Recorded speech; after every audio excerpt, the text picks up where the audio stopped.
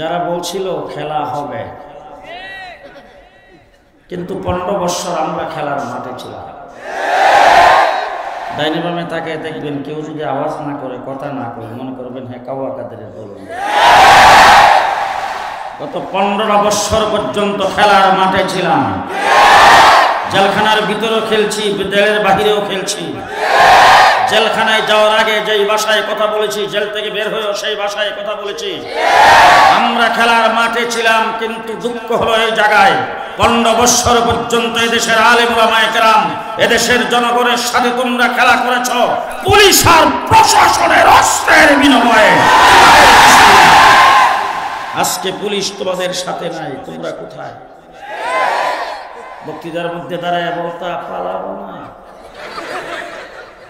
এখন গেছো কোথায়? 1.5 মাস রিমান্ডে ছিলাম, 1.5 মাস। রমজান মাস পুরাটা রিমান্ডে কাছে। 24 ঘন্টা কোরআন তেলাওয়াত করতে দেয়নি, তারাবির নামাজও ঠিক মতন করতে দেয়নি। 7টা টিম আমাকে জিজ্ঞাসাবাদ করত, রাত্র দিন 24 ঘন্টা। যারাই জিজ্ঞাসাবাদ করতে আসতো, তাদের প্রথম শব্দটা ছিল তুই পাকিস্তানি রাজাকার। আমার সিলেটের অনেক বুজুর্গদের নাম নিয়ে নিয়ে বলছেন তারা ছিল পাকিস্তানি রাজাকার। তোর শেখে কোরিয়া পাকিস্তানি রাজাকার, তোর গহরপুরি পাকিস্তানি রাজাকার, তোর শাইখুল হাদিস পাকিস্তানি রাজাকার, তোর হাফিজি হুজুর পাকিস্তানি রাজাকার। এবার পাকিস্তানি রাজাকার বলে আমাদেরকে রাজাকার বলে যারা গালি দিয়েছে, আজকে বাংলাদেশের বর্ডার ফাঁস হয়ে যারা চলে গেছো, পরিষ্কার বলতে চাই আমরা রাজাকার নয়, তোমরা সবাই ইন্ডিয়ান রাজাকার।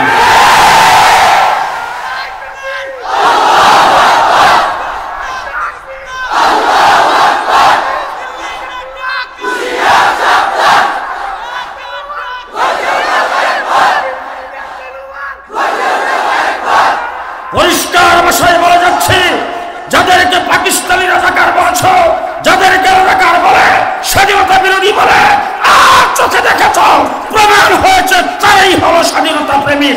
তোমরা সবাই দেশদ্রোহী। সচিবালয়ে আগুন তোমরাই দিয়েছ। আমার একজন আইনজীবীকে আদালত পাড়ায় হত্যা করেছ তোমরা। দেশটাকে অকার্যকর করার জন্য পদে পদে চেষ্টা করে যাচ্ছ। কিন্তু জেনে রাখো, গোটা বিশ্বে অনেক সরকারের পতন হয়েছে, ইতিহাস আমাদের জানা আছে, কিন্তু তোমাদের পতন আর অন্যদের পতনের মধ্যে বেশ কম আছে। কোরআন শরীফের ভিতরে আল্লাহ পাক ফেরাউনের পতন সম্পর্কে বলছেন, ও আগরাকনা আলা ফিরআউন, ফেরাউন তার দলবল সহ পানিতে ডুবাইয়া চুবাইয়া আল্লাহ পাক সেখানে শেষ করে দিয়েছেন। ফেরাউন যেমন তার বংশ সহ শেষ হয়েছে, তোমারও পতন হয়েছে। 340টা আসনের এমপি একটাও নাই। এমনকি কোন মসজিদের খতিব ইমাম যদি তাদেরকে সমর্থন করেছে সেটাও নাই। কথা আসতে কর জি। কোন মাদ্রাসার মুহতামিম তাদেরকে সমর্থন করেছে সেটাও নাই। পতন এইভাবে হয়। পরিষ্কার ভাষায় বলছে, গর্তের ভিতরে ঢুকে গেছে ইসলাম বিরোধী শক্তি। হ্যাঁ, দেশ আমার, আস্তে কথা কয়ে, এই মাঠে আমার, আমরা এদেশের নাগরিক, আমরা এদেশে গর্জমাই থাকি না, মামুর বাড়ি বাদেন নয়, আমরা এদেশের সন্তান। দেশের জন্য রক্ত আমরা দিয়েছি। আমরা যে পরিমাণ রক্ত দিয়েছি এই পরিমাণ রক্ত কেউ দিতে পারে নাই। 250 বছর আমরা ইংরেজের বিরুদ্ধে লড়াই করেছি। 3.5 লক্ষ আলেম ওলামায়ে কেরামকে ফাঁসির কাস্টে ঝুলাইয়া, আগুনে পোড়াইয়া, পানিতে ডুবাইয়া মারা হয়েছে ইংরেজের বিরুদ্ধে লড়াই করে। যাদের সূর্য অস্ত যেত না, পৃথিবী বিখ্যাত সুপ্রিম পাওয়ার, তাদেরকে আমরাই বাগাইছি। দেশ স্বাধীন করেছি আমরা। আজকে স্বাধীনতার ইতিহাস তোমরা আমাদেরকে ভুলাই দিছ। তোমরা মুক্তিযুদ্ধের পক্ষ শক্তি, মুক্তিযুদ্ধের চেতনার কথা বলে আর আমাদেরকে মৌলবাদী বলে 15 বছর পর্যন্ত বিদেশি রসদ তোমরা খাইছো আর দেশের সম্পদকে লুণ্ঠন করেছ। আজকে বলার সময় এসেছে, পরিষ্কার ভাষায় বলছি, দেশপ্রেমিক আমরা। এই দেশের জন্য লড়াই আমরা করেছি, রক্ত এই দেশের জন্য আমরা দিয়েছি। আজকে স্বাধীনতার ইতিহাস তোমরা আমাদেরকে শোনাইবা। ওলামায়ে কেরামকে সাক্ষী রেখে বলে গেলাম, আজকের থেকে স্বাধীনতার ইতিহাস হবে। ভুল ভ্রান্তির ইতিহাস বাংলাদেশে আর চলবে না। আমার কাসেম নানতুবি রহমতুল্লাহি আলাইহিকে বাদ দিয়ে স্বাধীনতার ইতিহাস আলোচনা হতে পারে না। আমার হাফেজ জামিল শহীদকে বাদ দিয়ে স্বাধীনতার ইতিহাস আলোচনা হতে পারে না। আমার মাহমুদুল হাসান দেওবন্দির রেশমি রুমাল আন্দোলন বক্তব্যকে বাদ দিয়ে স্বাধীনতার ইতিহাস আলোচনা হতে পারে না। আমার মাহমুদুল হাসান দেওবন্দির মালটার জেলের ইতিহাসকে বাদ দিয়ে স্বাধীনতার ইতিহাস আলোচনা হতে পারে না। আমার হুসাইন আহমদ মাদানী করাচিতে 144 ধারা ভঙ্গ করে যেই বক্তব্য দিয়েছিলেন স্বাধীনতার পক্ষে, সেই বক্তব্যকে বাদ দিয়ে স্বাধীনতার ইতিহাস কেউ রচনা করলে গাদ্দার হবে, মুনাফিক হবে। আমার কুতুবে আলম, আমার কুতুবে আলম হুসাইন আহমদ মাদানী রহমাতুল্লাহ আলাইহি করাচিতে 144 ধারা ভঙ্গ করে সেখানে বক্তব্য রেখেছেন। ইংরেজ 144 ধারা জারি করেছেন। হুসাইন আহমদ মাদানী বক্তব্য রাখতে পারবে না, এলান করতেছেন আজকের সমাবেশে যিনি সভাপতিত্ব করবে, যিনি এই সমাবেশ পরিচালনা করতে যাবে, তাকেই দেখা মাত্র গুলি করা হবে। হুসাইন আহমদ মাদানী লক্ষ লক্ষ মানুষকে ফাঁক করে লাফ দিয়ে যে স্টেজে উঠছেন, উঠে তারপরে সদ্রিয়ার বোতাম টান দিয়া খুলে বুক টান করে ইংরেজের সামনে দাঁড়িয়েছেন আর দাঁড়িয়ে বলছেন, করো গুলি। পরিষ্কার ভাষায় বলছি, আজকে এই সমাবেশের আমি সভাপতি, আমি পরিচালক। আজকে সিলেটে যখন আসি তখন একটা স্লোগান খুব বেশি বেশি শুনি, সিলসিলায়ে মাদানী। ভালো করে শুনে রাখেন, চতুর্দিক থেকে গুলি ছুটতে শুরু করেছেন, একটা গুলিও হুসাইন আহমদ মাদানীর গায়ে লাগে না। আজকে কোটকে তোমরা বানিয়েছ মুজিব কোট, পরিষ্কার কোটের ইতিহাস আমার কাছ থেকে শুনে নাও। হুসাইন আহমদ মাদানী টান দিয়ে বোতাম খুলে দিয়ে বুক টান করে দাঁড়িয়েছিলেন ইংরেজের মোকাবেলা। ইংরেজ গুলি করছিলেন, তার গায়ে লাগাইতে পারে নাই। ওই যে বোতাম খুলছিলেন, আর তিনি কোনোদিন বোতাম লাগান নাই। আমরাও তার উত্তরসূরি হিসাবে কুট গায়ে দেই, বোতাম লাগাই না।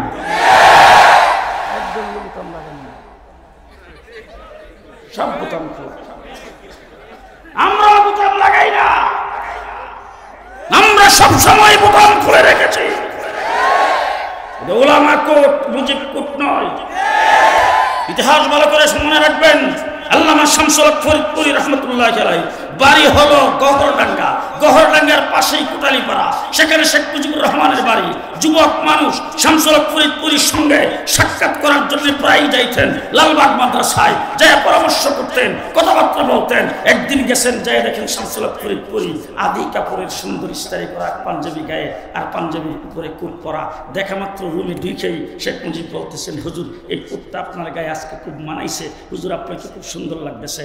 শেখ মুজিবুর রহমান সাহেবকে তুই করে বলতেন, শামসুল হক পুরি বলতেন দাঁড়া, শামসুল হক ফরিদপুরি বলছেন দাঁড়া। উনি দাঁড়ায় রয়েছেন, কোটটা নিজের গায়ের কোটটা খুলে শেখ মুজিবকে পরাই দিয়ে বলছেন, আয়নার সামনে দাঁড়ায় দেখ, তোরেও খুব মানাইছে। সেই কোটটা শেখ মুজিবকে দিয়েছিলেন। এটা ওলামা কোট, মুজিব কোট নয়। এই হলো কোটের ইতিহাস। শামসুল হুসাইন আহমদ মাদানী কোটের বোতাম খুলে দিয়েছিলেন। লাহোরের কোর্টে দাঁড়িয়েছেন হুসাইন আহমদ মাদানী। স্বাধীনতার ইতিহাস আমাদের কাছ থেকে শোনো। এই সঠিক ইতিহাস জাতিকে জানাইতে হবে। সঠিক ইতিহাস আমার দেশের উঠতি বয়সের যুবক যুবতীদেরকে জানাইতে হবে। সঠিক ইতিহাস আমার দেশের মাদ্রাসা সহ কলেজ ইউনিভার্সিটির ছাত্রদেরকে জানাইতে হবে। আমরা সঠিক ইতিহাস জানে দেশটা হলো মুসলমানের দেশ, ইসলাম নিয়ে, কোরআন নিয়ে বাংলাদেশে বেঁচে থাকতে চাই। কোরআনের বিরুদ্ধে আর কোনো ষড়যন্ত্র সহ্য করতে রাজি নয়। ইসলামের বিরুদ্ধে টু শব্দ কেউ করবে, তার জিহ্বাকে বাংলার মাটিতে শুনে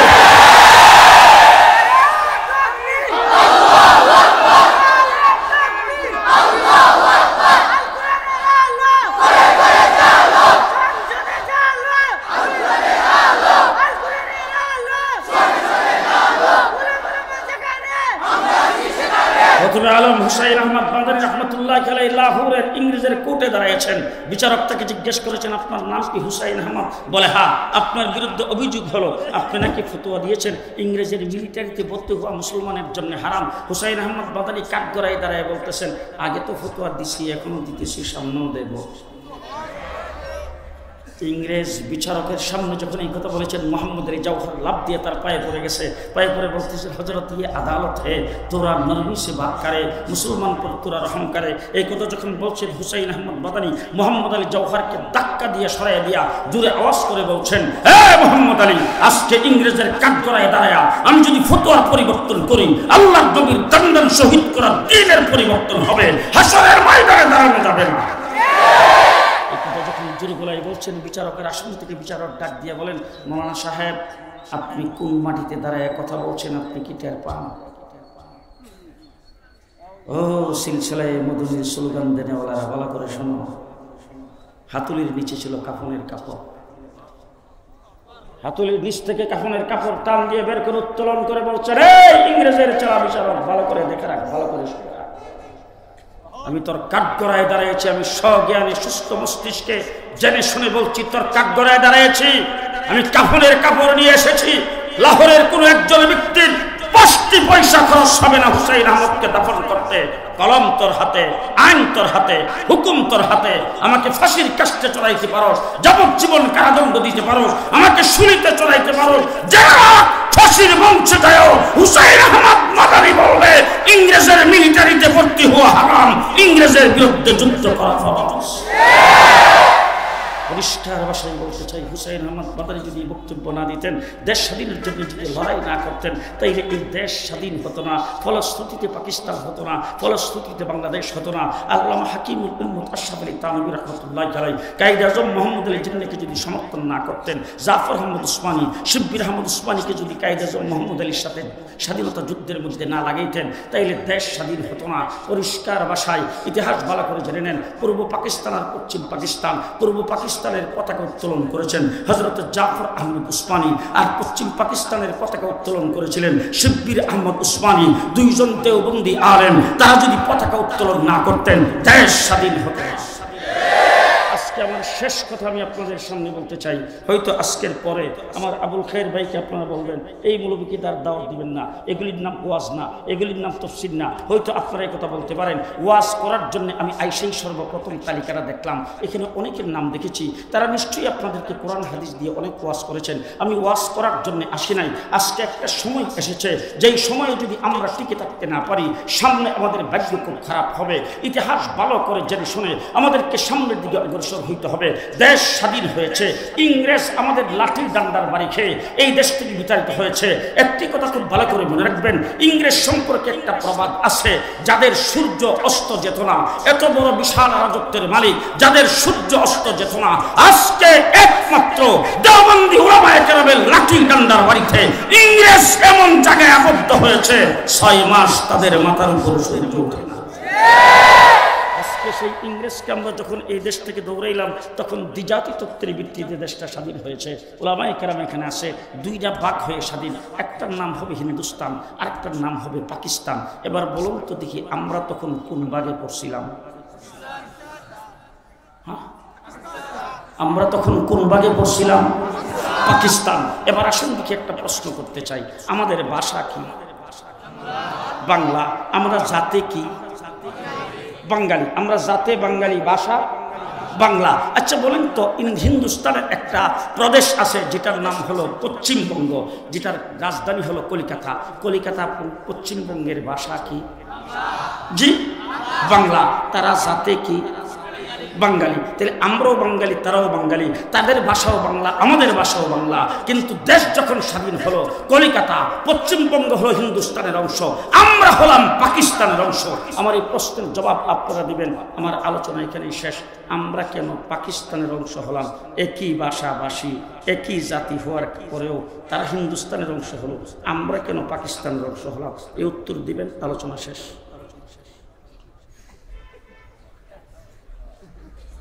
আমরা কি জন্য পাকিস্তানের অংশ হলাম? ভালো করে মনে রাখবেন, ভালো করে মনে রাখবেন, দিলের মধ্যে গেঁথে রাখবেন। এই ব্যাপারে কোনো আপোষ মানবেন না, আপোষ করবেন না। এই দেশে আমরা পাকিস্তানের অংশ হয়ে পূর্ব পাকিস্তান হয়েছিলাম মুসলিম অধ্যুষিত মেজরিটি মুসলমান হওয়ার কারণে। কি হওয়ার কারণে? বলছে যে ডাইনি বামে একটু দেখবেন, কেউ যদি কথা না কহে ঘুষি দিয়ে কোয়াইবেন। কিসের অংশ হওয়ার কারণে? আরো জোরে। ও যারা পিছে আছে, পিছে কি কিসের ভিত্তিতে? আমরা কিসের ভিত্তিতে পাকিস্তান হয়েছিলাম? মুসলমান হওয়ার কারণে। আমাদের স্বাধীনতার মূলে কি? ইসলাম। ইসলাম। স্বাধীনতার মূলে আরো আস্তে করে স্বাধীনতার মূলে ইসলাম। এবার যখন আমরা পূর্ব পাকিস্তান হলাম, আরেকটা যখন হলো পশ্চিম পাকিস্তান, ক্ষমতা পশ্চিম পাকিস্তানিদের হাতে, তারা আমাদেরকে বৈষম্যের শিকার করেছেন। শিক্ষার ক্ষেত্রে, চাকরির ক্ষেত্রে আমাদের প্রতি বৈষম্যমূলক আচরণ করতে শুরু করেছেন। এই সমস্ত বিষয়ে এদেশের মৌলানা ভাসানী, মৌলানা আকরাম খাঁ, শাহ সরওয়ার্দী, তারপরে আমার সিলেটের কিছু সন্তান মৌলানা আতহার আলী রহমতুল্লাহ আলাইহি, এই সমস্ত উলামায়ে কেরাম এবং যারা মিলে তাদের বিরুদ্ধে কথাবার্তা বলতে শুরু করেছেন। এবার শেখ মুজিবুর রহমান সাহেব আওয়ামী লীগ গঠন করেছেন। মুসলিম লীগ থেকে বের হয়ে এসে আওয়ামী মুসলিম লীগ, তারপরে মুসলিম শব্দের প্রতি তার বিদ্বেষের কারণে বাদ দিয়ে আওয়ামী লীগ করেছেন। 1970 তিনি ইলেকশন করেছেন। সেই ইলেকশনের ইশতেহারে পরিষ্কার বলেছেন, আমি যদি নিরঙ্কুশ সংখ্যাগরিষ্ঠতা পাই, সরকার গঠন করি, ইসলামের বিরুদ্ধে কিছুই করব না। কি করেছেন? কারণ পূর্ব পাকিস্তান পশ্চিম পাকিস্তান হয়েছে কিসের ভিত্তিতে?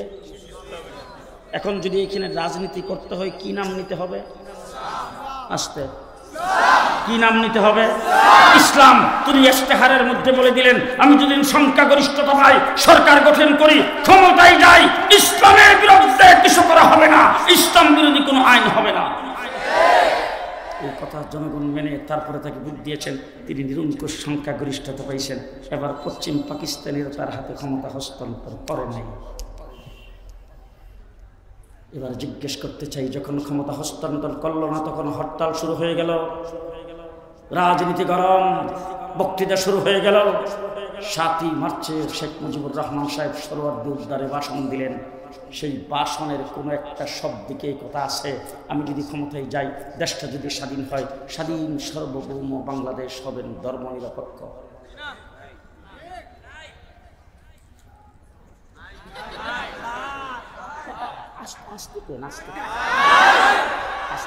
আওয়ামী লীগ কিন্তু আছে। জি জি, স্বাধীনতার ঘোষণা দিয়েছেন জিয়াউর রহমান সাহেব। তিনি ধর্মনিরপেক্ষতার কথা বলেন নাই। বাংলাদেশকে যারা মুক্তিযুদ্ধ করে স্বাধীন করেছে, তারা ধর্মনিরপেক্ষতার কথা বলেন না। হযরত হাফিজ জি হুজুর রাহমাতুল্লাহ আলাইহির মুরিদ হয়েছিলেন মেজর জলিল, মুক্তিযুদ্ধের নবম কমান্ডার, নবম সেক্টরের কমান্ডার মেজর জলিল সাহেবকে আমি জিজ্ঞেস করেছিলাম, জলিল ভাই বলেন তো দেখি, মুক্তিযুদ্ধের সময় কিছু স্মৃতিচারণ করেন। তিনি তখন বলছিলেন, আমরা যখন মুক্তিযুদ্ধ করি তখন যুদ্ধের ময়দানে 2 ভাগে ভাগ হতাম। আজান দিলে 1 ভাগ নামাজ পড়তাম, আরেক ভাগ যুদ্ধ করতাম।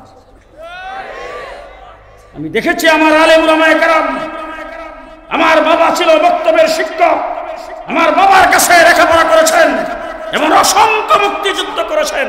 রাতের অন্ধকারে দৌড়ে এসে দরজার মধ্যে আওয়াজ দিতেন, আস্তে করে আমার বাবা উঠে দরজাটা খুলতেন, পায়ে ধরে সালাম করে বলতেন, হুজুর মুক্তিযুদ্ধ করতেছি, রণাঙ্গনে আসি, আমাদের জন্য দোয়া করেন। আমার বাবা তাদের মাথায় হাত রেখে বলতেন, বাবা যুদ্ধ করো কিন্তু নামাজ ছাড়বা না। আমার দেশের মুক্তিযোদ্ধারা মুক্তিযুদ্ধ করে দেশ স্বাধীন করেছেন, সাথে সাথে আজান হলে নামাজ আদায় করেছেন, আল্লাহর দরবারে মোনাজাত করেছেন। কিন্তু 16ই ডিসেম্বর, গত 16ই ডিসেম্বরে বিজয় দিবসে মিস্টার মোদি সাহেব বক্তব্য দিয়েছেন, হিন্দুস্তানের বিজয়। বিজয় কি হিন্দুস্তানের না বাংলাদেশে? এইটাও সবাই পায় না। বিজয় কি হিন্দুস্তানের না বাংলাদেশে? মিস্টার মোদি সাহেব, অনেকদিন আগের থেকে আমরা জানতাম যে আমার মেয়েটা আপনার সঙ্গে প্রেম করছে। বক্তৃতায় বলছিল স্বামী স্ত্রীর সম্পর্ক, জানতাম আপনার সঙ্গে প্রেম, কিন্তু বাইগা যাইব যে এটা আমরা জানি না। যদি জানতাম বাইগা যাবে তাহলে পাহারা ভালো করে দিতাম। মেয়েটা বাইগা চলে গেছে, আপনি তাকে জায়গা দিয়েছেন। আমাদের এখন দাবি হলো আমাদের মেয়ে আমাদের হাতে ফেরত দেন। তবে মেয়েটাকে রাখার পরে যৌতুকটা আবার চাইবেন। জি, মেয়ে বাইকে গেছে, হিজারও রাখবেন, যৌতুকও চাইবেন? এত সহজ? পরিষ্কার ভাষায় বলছি মিস্টার মোদি সাহেব, 1971 যুদ্ধে আপনার দেশ আমাদেরকে সহযোগিতা করেছে। 54 বছর আমরা ধন্যবাদ ও মুবারকবাদ জানাইছি। আমরা আপনাদের কাছে কৃতজ্ঞ। তবে আমাদের মুখটা যদি শুটান, সেই কথা বলতে বাধ্য হব, আমার দেশের স্বাধীনতার যুদ্ধের নেতৃত্ব দিয়েছেন এমএজি উসমানী। সিলেটের সন্তান এমএজি উসমানীর নেতৃত্বে আমরা দেশ স্বাধীন করেছি। কিন্তু দেশ যে স্বাধীন করলাম আমরা, পশ্চিম পাকিস্তানিরা যে আমাদের দেশে যুদ্ধ করতে আসলো, এরা তো খালি হাতেই আইছিল।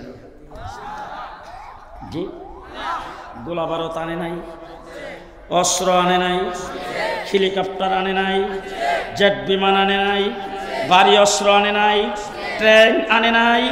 একটা দেশকে কব্জা করার জন্য আমরা যখন যুদ্ধে লিপ্ত হয়েছি, ইন্ডিয়া যখন আমাদেরকে সহযোগিতা শুরু করেছেন, তখন তাদের মরা জেঠার লড়াই তারা করতে এসেছে।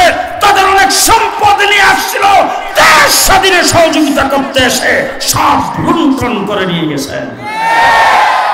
আমরা সেটা বলি নাই। 54 বছর পর্যন্ত তিস্তার পানি আমাদেরকে দেন নাই। ফারাক্কা বাদ দিয়ে আমার দেশকে মরুভূমি বানিয়েছেন। আমার দেশটাকে কাঁটাতারের বেড়া দিয়ে আবদ্ধ করেছেন। ফালানির মতো মেয়েকে পাখির মতো গুলি করে হত্যা করেছেন। অনেক কিছু করতেছেন। তবে জেনে রাখেন, রাষ্ট্র হিসাবে আমরা খুব ছোট, জাতি হিসাবে ছোট নয়। জাতি হিসাবে ছোট নয়। আপনার রাষ্ট্র অনেক বড়, আপনার জনগণ বেশি, আপনার শক্তি বেশি, আপনার অস্ত্র বেশি, আপনার সেনাবাহিনীর সদস্য বেশি, আপনার কাছে পারমাণবিক অস্ত্র আছে, আপনার কাছে অনেক শক্তি আছে, অনেক অর্থ আছে। আপনি রাষ্ট্র হিসেবে আমাদেরকে পেটের ভিতরে নিয়ে রেখেছেন, আমাদের 3 দিক ঘেরাও করে রেখেছেন। আপনার অনেক শক্তি, কিন্তু জেনে রাখেন, বাংলাদেশ নিয়ে পারামারি করবেন, স্বাধীনতার উপরে হস্তক্ষেপ করবেন, আপনার কি আছে সেটা দেখার সময় আমাদের নাই।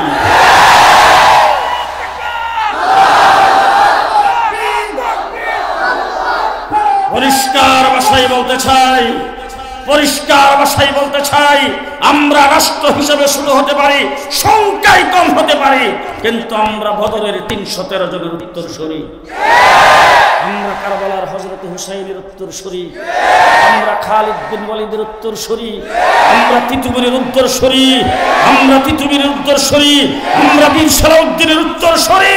সুতরাং আমরা ভরসা একমাত্র আল্লাহর উপরে, অস্ত্রের উপরে নয়। যদি বেশি বাড়াবাড়ি করেন তাইলে বলবো একটু আফগানিস্তানের দিকে দেখেন। বিশ্বের সবচাইতে বড় পরাশক্তি আমেরিকাকে লাঠি ডান্ডার বাড়ি দিয়া প্যাম্পাস পরাইয়া ছেড়ে দিয়েছেন। সুতরাং আপনাকেও বলবো, বুতিরা সামলান, বুতি সামলান। বেশি বাড়াবাড়ি করলে খবর আছে। দেশ স্বাধীন করেছি আমরা 1971 সনে মুক্তিযুদ্ধ করে 9 মাস আন্দোলন করে দেশ স্বাধীন করেছি। কয় মাস? কয় মাস? এবার একটা সূক্ষ্ম কথা বলতে চাই, খুব ভালো করে বুঝেন। কাশ্মীর স্বাধীনতা আন্দোলন করতেছে কয় বছর? 70 বছর। কয় বছর হয়েছে তো স্বাধীন? জি, হয়েছে স্বাধীন? হয় নাই। আপনাদের সিলেটের পাশে আসাম 40 বছর যাবৎ স্বাধীনতা যুদ্ধ করতেছে, হয়েছে স্বাধীন? জি। আমার ব্রাহ্মণবাড়িয়ার পাশেই হলো আগরতলা, তারা স্বাধীনতা আন্দোলন করতেছে আজকে 30-35 বছর, হয়েছে স্বাধীন? আরো জোরে, আরো জোরে। 1947-এ মুসলিম অধ্যুষিত হিসাবে পূর্ব পাকিস্তান যদি না হতাম, পাকিস্তানের অংশ যদি না হতাম, আমরাও 70 বছর লড়াই করে স্বাধীনতা অর্জন করতে পারতাম না। এবার বলেন তো দেখি, স্বাধীনতার মূলে কি? আরো জোরে, আরো জোরে। দেশ স্বাধীন হয়ে গেল। কেউ বলে বঙ্গবন্ধু শেখ মুজিবুর রহমান সাহেবকে পাকিস্তানি আর্মিরা অ্যারেস্ট করে নিয়ে গেছে, কেউ বলে তিনি আত্মসমর্পণ করেছেন। কি আত্মসমর্পণ করছেন না পাকিস্তানি আর্মিরা ওনাকে অ্যারেস্ট করে নিয়ে গেছে? সেই বিতর্কে আমি যাইতে চাই না, সেটা খুদ্দে খুদ্দে বাইর করতেও রাজি না। উনি দেশের জন্য ত্যাগ স্বীকার করেছেন, আমি সেটাই বলবো। কিন্তু দেশ যখন স্বাধীন হইলেন, তিনি বাংলাদেশে না এসে লন্ডন লন্ডন লন্ডন লন্ডন যাইয়া সেখান থেকে একটা পেটিশন নিয়েছেন। সেই পেটিশন নিয়ে তারপরে তিনি আসলেন দিল্লি। ওখানে ঈশা ইন্দিরা গান্ধীর থেকে পেটিশন আরেকটা নিয়েছেন। এবার যে নির্বাচনে বলেছেন ইসলামের বিরুদ্ধে কোনো আইন করব না, তিনি এসে বাংলাদেশে ৭২-এ সংবিধান করেছেন, ধর্মনিরপেক্ষ সংবিধান।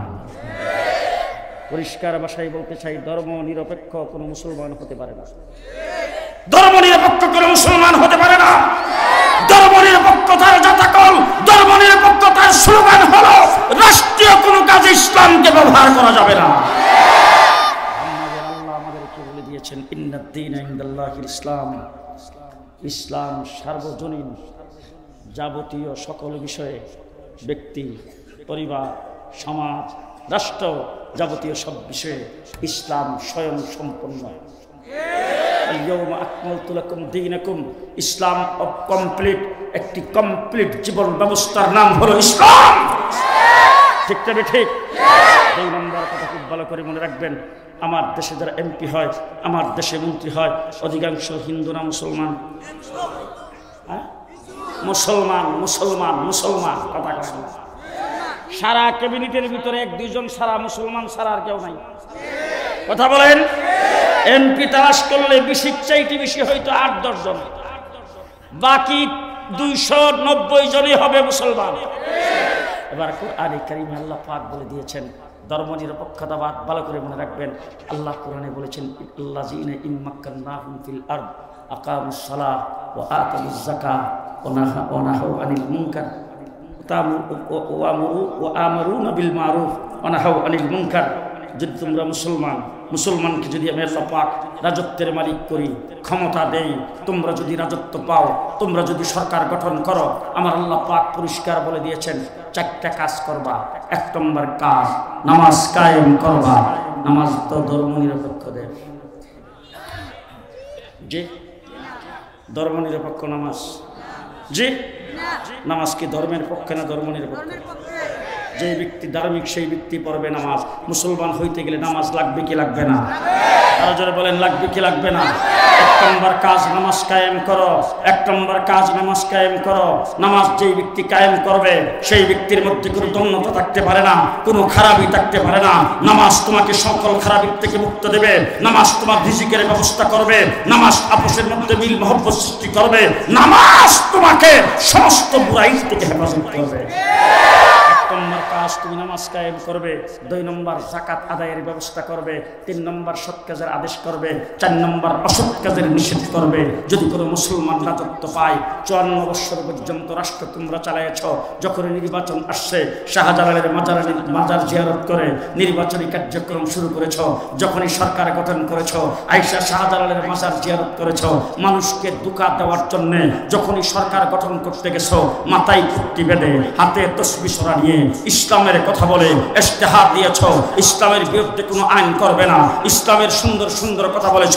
460টা মসজিদ বানাইবার স্লোগান দিয়েছ, নানান কিছু করে 54 বছর পর্যন্ত দেশটাকে যারা সোনার বাংলার স্লোগান দিয়ে, দেশটাকে যারা সবুজ বাংলার স্লোগান দিয়ে, দেশটাকে যারা নতুন বাংলার স্লোগান দিয়ে আধুনিক বাংলাদেশ, তারপরে বলছে মডার্ন বাংলাদেশ, এরপরে বলছে ডিজিটাল বাংলাদেশ। পদ্মা সেতু উদ্বোধনের সময় বলেছেন স্মার্ট বাংলাদেশ। কি বাংলাদেশ? কাঁচা মরিচের কেজি 1200 টাকা। স্মার্ট বাংলাদেশ। ভিশন 41। আল্লাহ রাব্বুল আলামিন বলেন ভিশন 24। বসে বসে চিন্তা ভাবনা করতেছিলাম, ভিশন 41 একের পর এক কাজকর্ম করেই যাচ্ছে, বাধা দিয়ে রাখা যাচ্ছে না। বিএনপির 28 তারিখ পিটাইয়া মেরিয়া দুইয়া শেষ করে দিল, তাদেরকেও বাগিয়ে দিল। আর আমাদেরকে 2013 সালে উঠেছে, 2021 সালে বৎসরের পর বৎসর জেলখানার ভিতরে নিয়ে আটকে রাখছে। নির্যাতন সবচেয়ে বেশি আমাদের উপর হয়েছে। কি হবে কি না, আমার আল্লাহ পাক ডাক দিয়ে বলে, রাগ, তোরা সবাই চুপ থাক। আব্রাহা বাদশাহ বাইতুল্লাহ শরীফ ধ্বংস করার জন্য আসছে। আমি আল্লাহ পাক 1.5 সদাকের বাহিনী আবাবিল দিয়ে বাইতুল্লাহকে হেফাজত করেছি। বাংলাদেশের শেখ হাসিনাকে ক্ষমতার থেকে উৎখাত করার জন্য আমিও আবাবিল হিসাবে ছাত্রদেরকে নামাইতেছি। স্কুল কলেজ ইউনিভার্সিটির ছাত্ররা নামছে, রক্ত দিতে যখন শুরু করেছে, আমার কওমি মাদ্রাসার ছাত্র একটাও ঘরে বসে থাকে নাই। রাস্তায় সবাই নেমে আসে। তারপরে আন্দোলন আর সংগ্রাম হয়েছে। একদিক থেকে জীবন দিতে শুরু করেছেন, পঙ্গুত্ব বরণ করতে শুরু করেছেন, রক্ত দিতে শুরু করেছেন। ওই অবস্থায় মাঠে স্লোগান দিচ্ছে, আন্দোলন আর সংগ্রাম হচ্ছে। মসজিদ থেকে যখন আল্লাহু আকবারের আজান ভেসে আসছে, আজানের আওয়াজ শোনার সাথে সাথে রাজপথে একজনকে ইমাম বানায়া কাঁথার ধরে নামাজের জন্য দাঁড়ায় গেছে। এইভাবে আন্দোলন আর সংগ্রাম করে যেই দেশ মুক্ত হয়েছে, বিপ্লব যেই দেশে ঘটছে, বর্তমান অন্তর্বর্তীকালীন সরকার ক্ষমতায় আছে, সামনে নির্বাচিত সরকার ক্ষমতায় আসবে। আমি আজকে আপনাদের সামনে শুধু একটা আওয়াজ দেওয়ার জন্য এসেছি, সব বাংলা দেখা শেষ, এবারের বাংলাদেশ হবে ইসলামের বাংলাদেশ, ইসলামের বাংলাদেশ। কে কে রাজি আছেন হাত তুলে দেখান।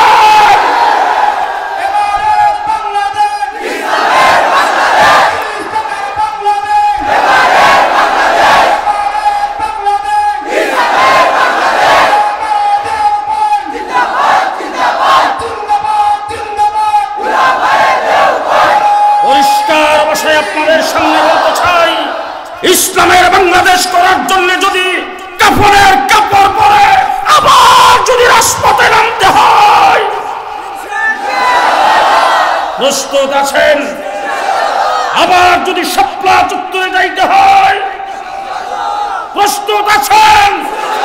তাহলে আপনাদের সামনে ঘোষণা করে গেলাম, এবারের সংগ্রাম ইসলাম প্রতিষ্ঠার সংগ্রাম, এবারের সংগ্রাম কুরআনী শাসন কায়েমের সংগ্রাম, এবারের সংগ্রাম ইনসাফ কায়েম করার সংগ্রাম। প্রস্তুত? প্রস্তুত? প্রস্তুত? আঙ্গুল উঁচা করে, উপরের দিকে আঙ্গুল উঁচা করে বলবেন, সকল ক্ষমতার উৎসকে। আরো আসতে, সকল ক্ষমতার উৎসকে। পরিষ্কার ভাষায় বলতে চাই, বাংলাদেশে যারা রাজনীতি করবেন, সামনে বুট চাওয়ার জন্য আসবেন, সকল ক্ষমতার উৎসই স্লোগান আর চলবে না। সকল ক্ষমতার উৎস অন্তর্বর্তীকালীন সরকারকে বলতে চাই, কমিশন গঠন করেছেন সংবিধান প্রণয়নের জন্য। বাংলাদেশের সংবিধানে ইসলাম ভিত্তিক সংবিধান হইতে হবে, পরিষ্কার সংবিধানে লেখা থাকতে হবে, ইসলামের বিরুদ্ধে কোন শব্দ সংবিধানে থাকতে পারবে না। ইসলাম বিরোধী সকল আইন আমাদের সংবিধানের কাছে বাতিল বলে গণ্য হবে। একমত? একমত? 2 নম্বর আমাদের দাবি, আজকের এই মাহফিল থেকে আপনারা দাবি জানাবেন কিনা জানি না। 2 নম্বর দাবি হলো, আমার দেশের শিক্ষানীতিতে, শিক্ষা সিলেবাসে বানর থেকে মানুষ তৈরি, শরীফ থেকে শরীফার গল্প, হাড্ডিমা টিম নানান ধরনের কথাবার্তা বলেছেন। ইসলামী শিক্ষা সমূলে এই দেশ থেকে বিতাড়িত করে দিয়েছেন। কোনো স্কুল কলেজে কোনো জায়গায় ধর্মীয় শিক্ষা নাই, ধর্মীয় শিক্ষার কোনো মাস্টার নাই। পরীক্ষা থেকে ধর্মীয় শিক্ষাকে বাতিল করে ধর্মীয় শিক্ষা এই দেশ থেকে উৎখাত করা গভীর ষড়যন্ত্র শুরু করেছিলেন। আজকে শিক্ষা কমিশন গঠন করা হয়েছে, আমরা সেই শিক্ষা কমিশনের প্রতিবাদ করেছি। আমাদের 2 জন আলেমকে নেওয়ার কথা বলেছিলাম, এখনো কোনো সাড়া পাই নাই। তবে আজকে দাবি জানাতে চাই, বাংলাদেশের যেই শিক্ষানীতি প্রণয়ন হবে, তার মধ্যে 1 ক্লাস থেকে শুরু করে ইউনিভার্সিটি পর্যন্ত সর্বস্তরে ধর্মীয় শিক্ষা বাধ্যতামূলক হইতে হবে। কে কে রাজি আছেন? রাজি আছেন সবাই? রাজি আছেন? আজকে আমি আপনাদের সামনে কথা বলতেছি, এখন সবাই হাত উঠাইলেন, এরপরে বাড়ির যায় না খেতে ওটা ঘুমাইবেন? নাকি সবাই জাগনা থাকবেন? জাগনা থাকবেন তো? চোখ কান না খোলা রাখবেন তো? পরিষ্কার ভাষায় বলছি, ছাত্ররা আন্দোলন করে যেই বিপ্লব ঘটিয়েছেন, এই বিপ্লবকে অযথা যাইতে দেব না। বাংলাদেশ হবে ইসলামের বাংলাদেশ, কোরআনের বাংলাদেশ, আলে উলামায়ে কেরামের বাংলাদেশ। নাসরুম মিনাল্লাহ, ফাতহুন করিম, ওয়া বাশশিরিল মুমিনিন। আলহামদুলিল্লাহি রাব্বিল আলামিন, ওয়াসসালাতু ওয়াসসালামু